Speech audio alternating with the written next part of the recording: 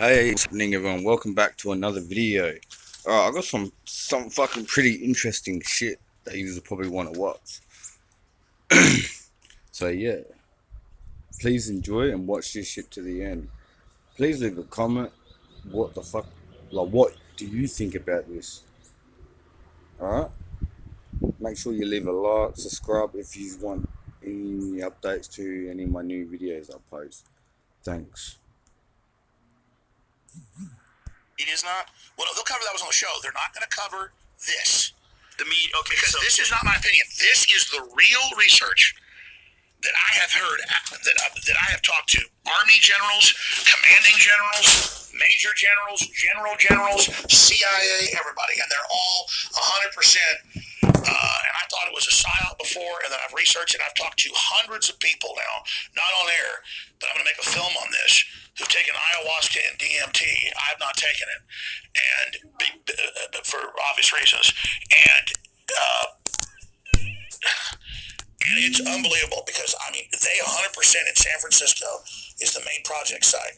Literally have an alien base, and they are literally communicating. And they've got like astronaut level people taking super hardcore levels of drugs and going into meetings with these things and making intergalactic deals. And again, that's what the government believes and says they're doing. This isn't when you say the government, that's a broad stroke. You're painting you're using a broad brush. Like, what do you mean by the government? Breakaway rogue intelligence agencies. Okay, so what you're saying is essentially that they're using psychedelic drugs to communicate with interdimensional beings. All right. Spirit guides. Okay. Everyone who's done a high dose of psychedelic drugs has had this experience.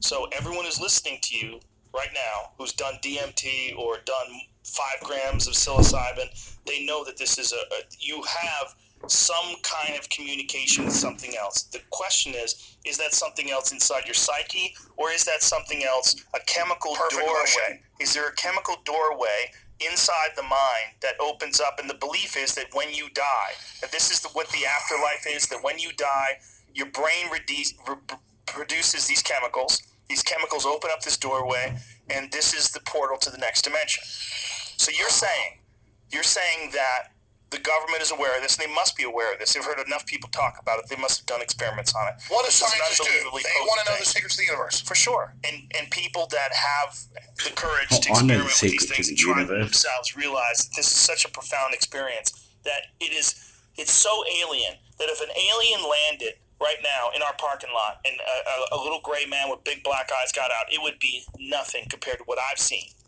on psychedelic trips. Well, let me just tell you, me getting into this, Joe, is just because so people need to understand that I've known about this for a long time, and I just don't think people are ready for it. But a lot of folks who have low oxygen and who have 9-volt brains, who have sleep apnea, big necks, big heads, tongues go big, like you and me. You go down to 62% oxygen. That's another time that the brain releases DMT. So my whole life, since I was about, my first memories were every night was a DMT trip. So I basically, I don't want this to sound arrogant, it's not. I've seen everything. Well, I believe that when you're dreaming, it's most likely the same chemicals that are being released. Well, a key point, when you go into the REM sleep, it opens the gate, which scientists have proven your brain is working in the 4th, 5th, 6th dimension. And if you can work into those dimensions, you can see beyond it. So what I'm trying to tell you is this. I know you already know all this, Joe. For your audience, here's what's happening. I'm not saying you're bad. I never said you were in the CIA. I say the CIA is on record with Timothy Leary and everybody promoting hallucinogens in the 60s. They admitted that it was a plan to try to see what it would do with the public to make them more suggestible. But there's a larger program, and then they kind of backed off because it kind of got out of control and actually created some people that were actually fighting them. So it didn't have the effect they wanted. So then they moved on to the ayahuasca and the DMT that they promoted, which good, strong people that have a compass don't have problems with, but weak-minded, stupid people and others. Here's an example. This guy's smart. Eric Mancal-Muller, syndicated radio host. I've known him like 15 years. You just lost me. Well, I'm going to tell you the story. You said he's smart. He's a nice guy. No, I'm just kidding. He's a smart guy. Don't be mean to I've been him. on his show before. Yeah, he likes you. I like him too. The I'm just point is, fucking around. everybody's on this quest. And I told you I talked to like 100 people. I've talked to more. Because a lot of people are going and doing these DMT and ayahuasca trips outside Austin. They're doing them all over the place. Yes. And I'm on his show, and he's telling me the same story everybody tells me about being in Peru or being in Costa Rica. He went and did 2 trips down there. And he said, yeah,